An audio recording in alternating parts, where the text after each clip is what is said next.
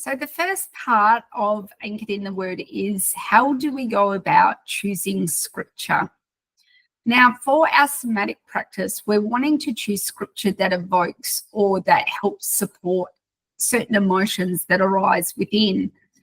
And emotions that we have, whether they seem pleasant or unpleasant, all are actually welcome. All are given by God. Anger is an emotion that we are to have. It's not the emotion itself that is the problem. It's the reaction. It's the behavior. It's what we do with that emotion becomes the problem, not anger in itself. And so sometimes we find that we're not able to process or handle our emotions correctly. And this is a good segue into how we can utilize scripture as providing comfort and support and to help us sit and process and really kind of embrace and reflect on how we, go through those emotions, how we go through those moments of life. And this template is purely just a template.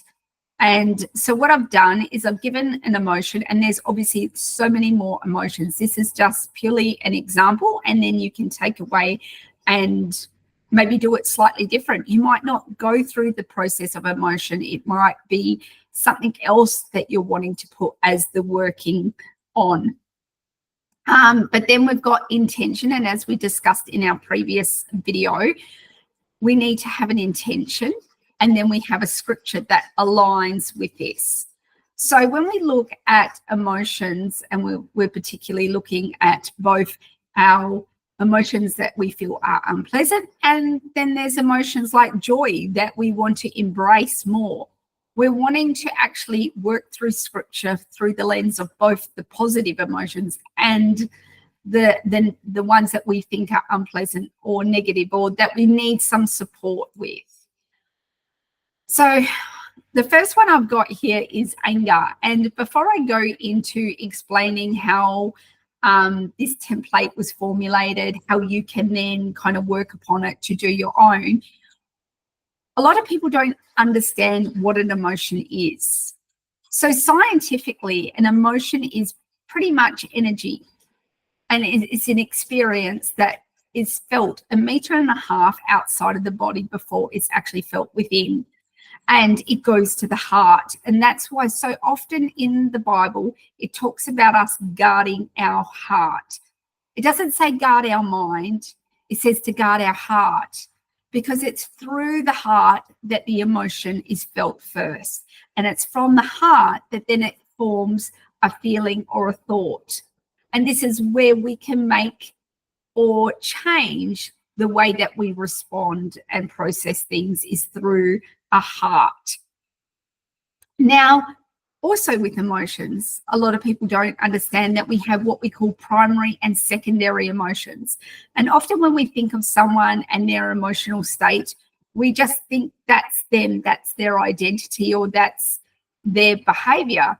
But what we're not understanding is often we're seeing the secondary emotion. And what I mean by the secondary emotion, it is their reactive or their coping strategy or their natural response. It isn't the actual primary emotion. The primary emotion is generally the reverse to what they're expressing outwardly. So for instance, someone who feels shame and they try to hide, inside there might be fear or anger underneath.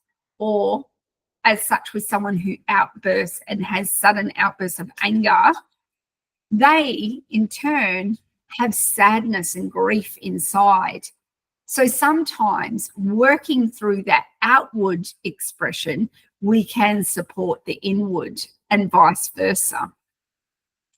So for example, for the first one on our template, we've got anger. Now, this is one that is quite personal to me, because that is something previously from doing somatic work I really struggled with. I didn't identify or didn't understand my reactive states.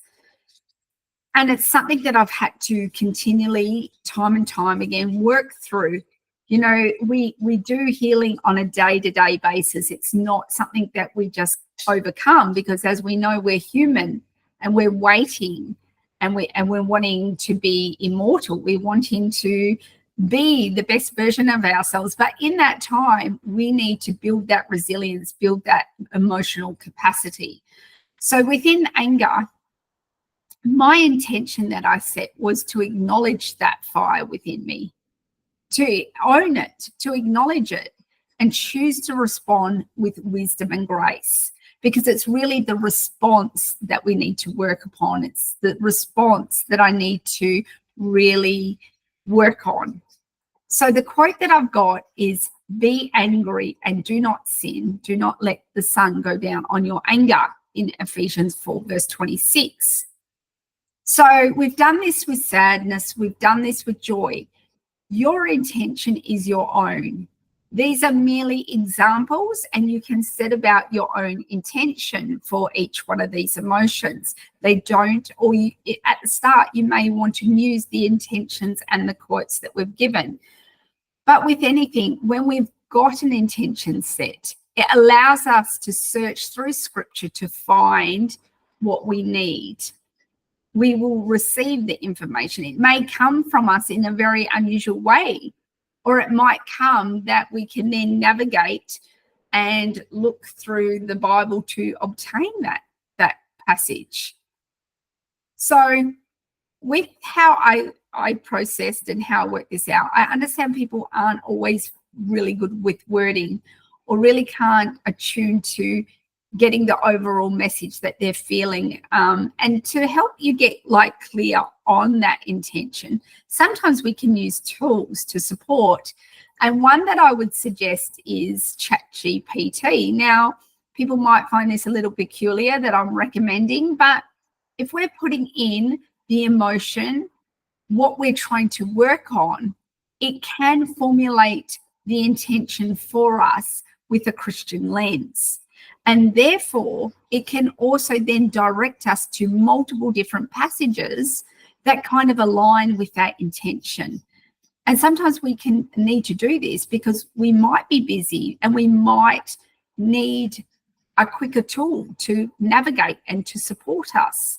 So there's no harm in using these when we use them in the way that is helpful, not harmful. So we've got sadness. I allow myself to grieve what needs grieving. I trust that God holds my sorrow and with compassion. And then we've got the verse, Psalm 34:18, the Lord is close to the brokenhearted and saves those who are crushed in spirit. And there's endless ones that you could actually put for this. And then what we're going to do after this course, we're going to do an extension course. But what we want to do first is, once we've done all the context setting, all the little course content, we want to have a really practical group session to really start practicing this in a safe space. And then we're going to add additional tools within that safe space webinar. So be sure to come along for that live session. We're going to do one in the morning and one in the evening, depending for the time zone, so we can get everyone to participate at some point live.